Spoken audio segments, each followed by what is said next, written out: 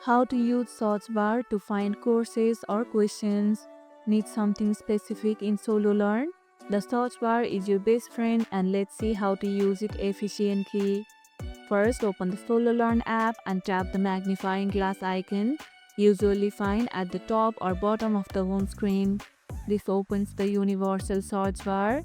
Now type in anything you are looking for, like JavaScript, HTML. Sololearn will show you matching courses, lessons, community questions, and code snippets all in one place. You can even filter results to narrow down to just questions, people, or courses. It's a quick way to jump into what you need without browsing endlessly. Searching with keywords like beginner, challenge, or project gives you more focused results. What's the last thing you searched for in Sololearn? Share it in the comments below.